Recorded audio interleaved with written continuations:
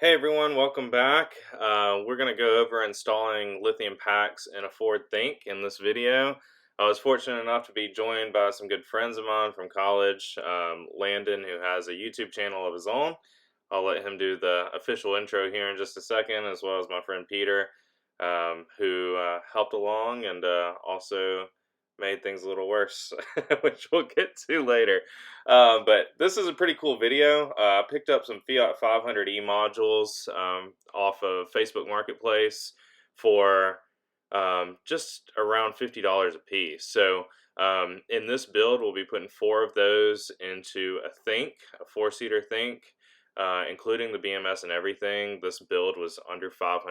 So if you're looking for a way to increase the capacity of your Think, looking to make it a little bit zippier, this is definitely something that might be up your alley. And if lithium's something that scares you, just hang in there. It's really not that bad, and we'll walk you through it. All right, I'm at Hagen's workshop now, and here it is. Here's the new Ford Think that's gonna end up over at our house. And as you can tell, it's seen better days, but we're gonna be putting in some new lithium cells. He's got a big old pallet of lithium cells over there. We're gonna put 4 in the cart here. We've got our BMS there. We've got a couple other things we have to do to get it running. But yeah, the 4 batteries are gonna fit there, there, there, and there. We'll see it later, but should be pretty easy for the most part, we hope. So we'll see as this video goes along if it actually turns out that way. And everyone should know the first rule of a project is to never call it easy. My friend Landon is an avid Ford fan. If you'll go check out his channel, Landon's Lab, he is rebuilding a Ford tractor right now. He drives a Ford F-150, and this is going to be his Ford Think. So Landon and I studied electrical engineering together. He's also helping me with the cluster replacement that we're working on. But yeah, this is a cart that he said he wanted to use to put around a farm, and we figured it would be a good test bed for lithium, allow us to kind of learn some things along the way, and then also help each of you to learn some things along the way. So strap in, because this is a fun one with an unexpected surprise. All right, so these are what, Fiat 500e cells. Help me. No. We have 4 of them. Each one is, I think, 20.5 volts nominal, so 82 volt pack. These I bought secondhand, and they have a proprietary BMS connector. Someone cut the little BMS wires.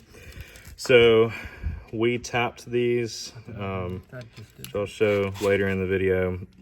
But basically, I'll show where these fit in the cart, but we have our negative post here. We'll have a bus bar between these. We'll have our fuse between modules 2 and 3, another bus bar here, and then our positive terminal. And so Landon right now is working on BMS to install. So with the BMS, you want to monitor each cell. So each pack is 5 cells in series, so 5S pack. And so we need BMS wires for each cell in the series, and we'll do all 20 cells across 4 modules. So once we do that, we'll be able to monitor each cell, make sure that they're all balanced, and if not, this BMS can actually do topside balancing. So we'll do that.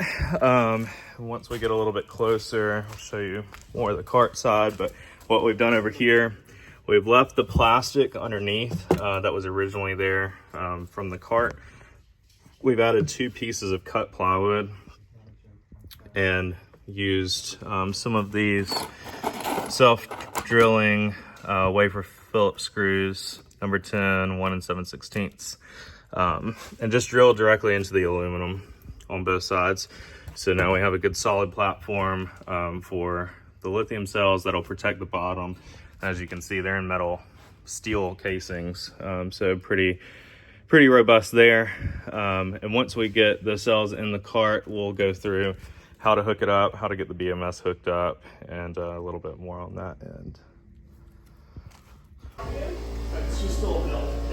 So here we are at our local little machine shop. We are gonna, I bought these used from a guy that used them for a home backup, and the BMS wires have been cut. So he had previously tapped these. We're going to re-tap them to put the BMS sense wires into. So in the Fiat there are A cells and there are B cells, and if you look, they're mirrors of each other. So I have a terminal here on this one, whereas on this one it's here, which works out perfectly for the Think. So we're gonna get these tapped real quick so we can put sense wires back to them. Landon is over here using, this is a weekend project, so using Vice to make us some bus bars. Looking good. Get those measured up.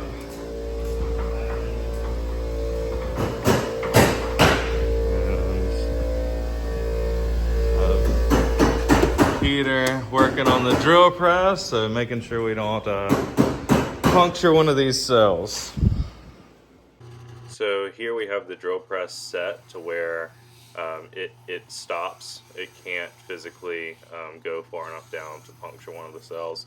If you have to do something like this, definitely do it this way. Don't try to do it by hand. If you puncture a cell, you'll be in bad shape.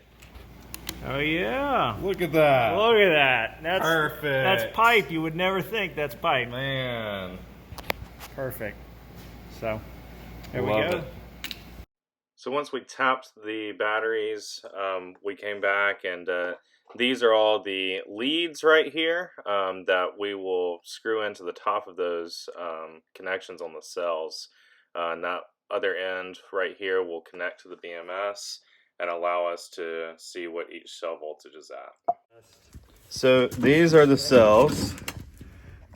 We have an A cell, a B cell, so you can see that these are reverse of each other. This is a negative, and on that one the negative's on the opposite side.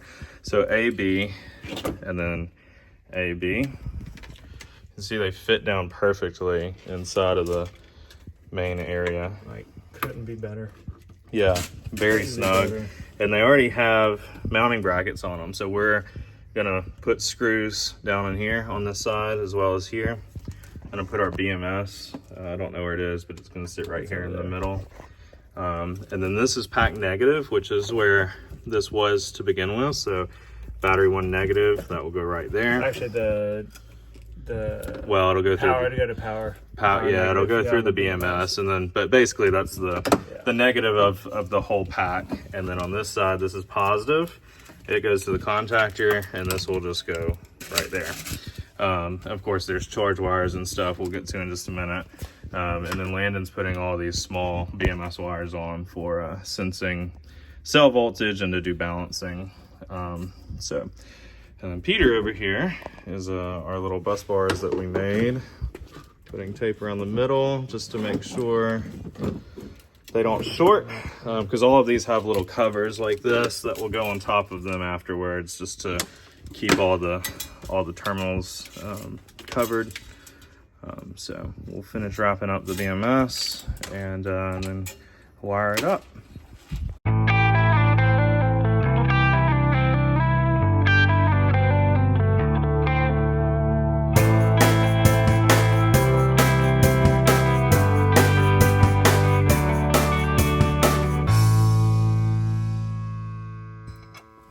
All right, so here we are with all the BMS leads connected. This is a good example.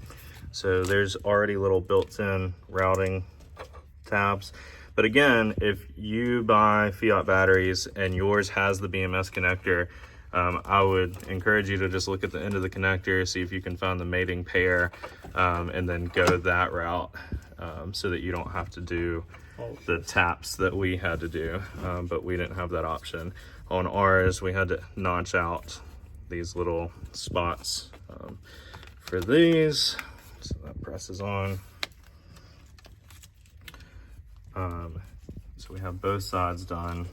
And if you look at just an isolated module, so basically the controller will see the pack voltage here, the pack voltage between this and this, this and this, this and this, and so forth. So that allows the computer to make sure everything's balanced on the BMS. And this BMS, I kind of went overkill. So continuous current when the cart is going with 2 people is less than 100 amps.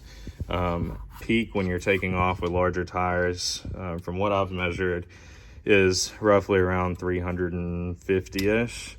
And this can go up to 450 for up to 10 seconds. So this is probably overkill for what we need, but I just wanted to make sure.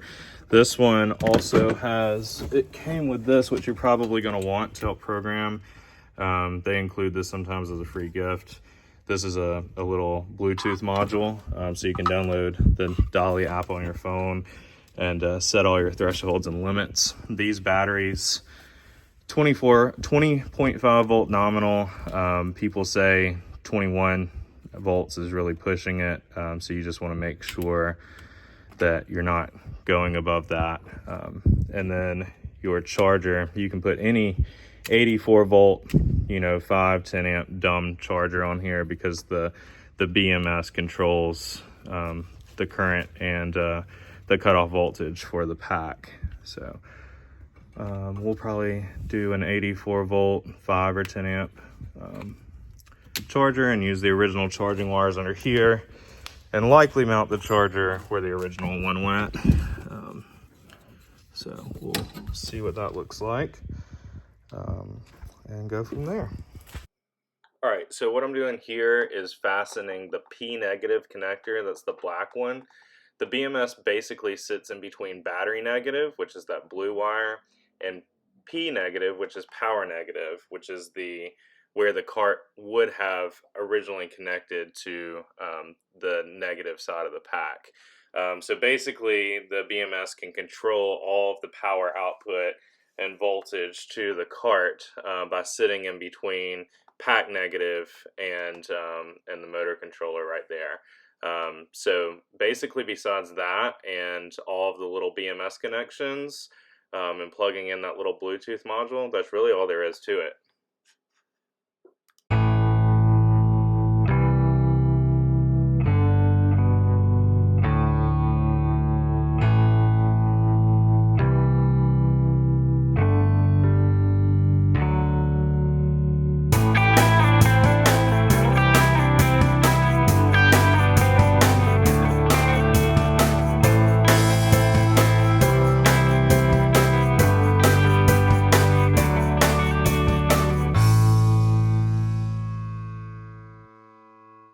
So we were having an absolute blast. We got the cart going. As you can see here, we're riding it around the shop.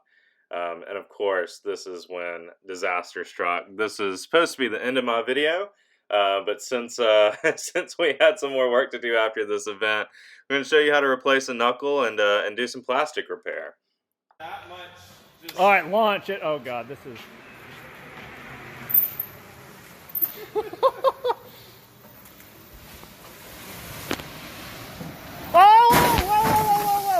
Oh God, you okay? Oh God. I slid in the seat. Oh, you okay? You okay? Fuck. Are you? All right. Oh man. Hit your head. I hit it pretty good. Oh gosh. Oh.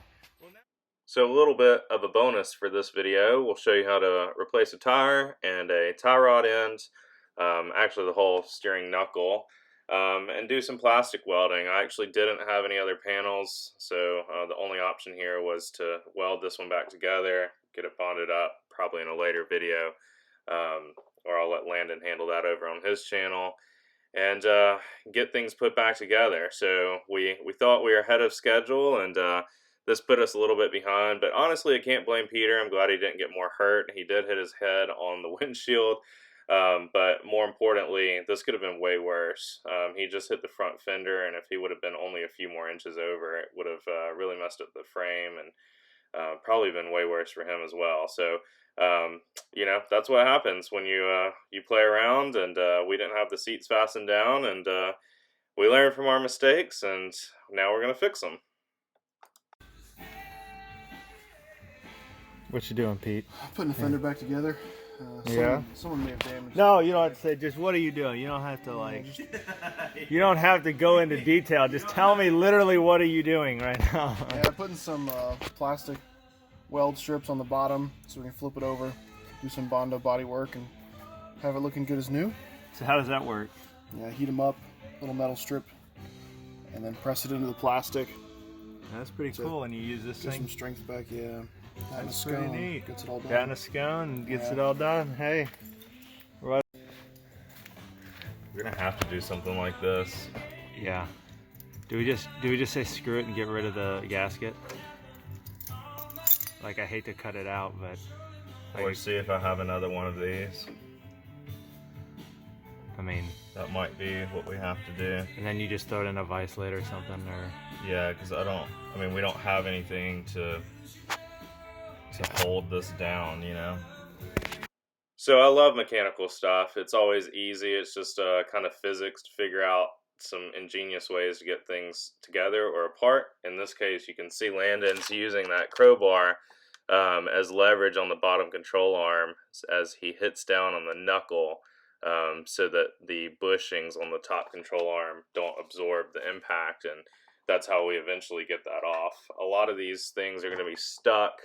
It just takes some time, but don't let that deter you. You can see we just popped it off right there.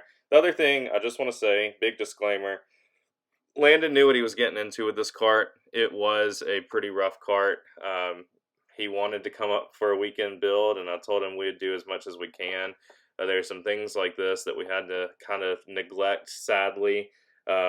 Just unforeseen circumstance of having to replace this front fender and quarter of the cart, new knuckle, new tie rod ends, all that kind of stuff. So this isn't a cart I would normally just sell to anyone and put on the road, but this is going in a field. It's to a friend of mine, and he kind of knows what he's getting into. So when y'all see some of these ball joints that are looking pretty rough and stuff, and this cart in general that doesn't look like some of the other ones I put out, I just want to make sure everyone kind of knows this was a special build just for Landon and I and Peter to kind of hang out for the weekend. So with that being said, I've sped this up.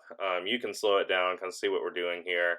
We took the knuckle off of one of my other carts, actually the green Ford Think truck that I'll show at the end of the video, and I've ordered another one off eBay. So all's well that ends well, everything's good.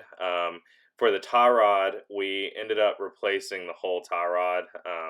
It was too hard to get that broken piece of knuckle off, and that tie rod end is shot anyway. So we just went ahead and put a whole new one on there. Got all that buttoned up, bleeding the brakes right now, and got it all put back together. Just a few hours of detour time, all said and done, including the fender and getting everything buttoned back up, but not too bad. All right, so we had about a 6-hour detour after my friend Peter wrecked this front fender and broke the front knuckle over there. But finally got everything buttoned up, got the shroud back on. Let's see what lithium batteries in here. Man, look at all that extra space. So obviously this isn't completely finalized, but Landon, who's buying this cart, needs to take it today. But it's pretty buttoned up. The batteries are all fastened down. The BMS is sitting in the middle. He's going to 3D print a mount for that. And our fuse, you can kind of see it. I can get it from the other side. But we moved the fuse to the front, used the original fuse holder. It's right here on the driver's side. Just makes it more accessible, but also allows those wires to reach what we're deeming battery 3, battery 2 over there. All in all, this is really simple. There's a ton of extra space where the 2 batteries go on both sides. I think Landon's gonna put his charger on one of these sides over here. When he gets it in, he's just getting a 84 volt, 5 or 10 amp battery charger off Amazon or AliExpress, something like that. So the BMS is actually where you set all the perimeters to make sure it doesn't get overcharged. This cart, definitely was destined for the landfill, and we've brought it back to life. It actually looks pretty dang good. Obviously it needs cleanup. We have the front tape down right here, just so it doesn't blow as he preps to get it in the car.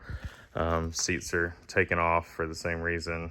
But once it's cleaned up, should look pretty good. He's gonna probably put some ATV tires on it, lift it up a little bit to ride around his farm. But yeah, all in all, another cart saved. We getting pretty thin in here. I have this blue one that I just purchased from David on Ford Think Nation. It's in really good shape. Gonna work on it next. I have a green truck that was the original truck that was at a Ford dealership. We've took the knuckle off of it to fix Landon's cart. You can see this one actually sat in the showroom. Yeah, it's 2002, never left. When I turned the cluster on in this one, it had 2 miles on it. So I think it sat there, then got pulled around back and never left. I'm actually the first owner. The title came straight from Ford dealership to me. So that's pretty exciting. I know it needs a lot of work, but that's cool. And then the only other one left is this one, which I've been waiting on. This was gonna be the one that I really kind of saved for last. It has the sunroof in it. And again, in pieces, but we have the parts to put it back together. So that's where we're at. Lithium cart, first lithium cart. I have enough batteries over here. Let's see, 1, 2, 3, 4, 5, 6, 7, 8. Wait, sorry, I'm looking through the camera and counting. So we have 1, 2, 3, 4, 5, 6, 7, 8, 9, 10, 11. I need 12 to be able to do 3 carts. You need 4 per cart, so I might pick up another one from somewhere. But yeah, we can do 2 more carts for sure. So that one has batteries, so it looks like that one and that one will be getting lithium. Well, this was an eventful one. Hopefully y'all learned a little something. The lithium part actually wasn't that hard. Don't blow yourself up. Don't drop tools on the modules. You definitely don't want thermal runaway on a lithium pack while you're already fastened it to the cart. I would encourage you to work in a big open space like this, or even outside. Lithium is no joke. So just be careful in that regard. But all in all, the lithium swap was actually the easiest part of getting this cart back on the road, and glad we got another one saved. Let me know if y'all have any questions, and hope everyone has a good one. Thanks.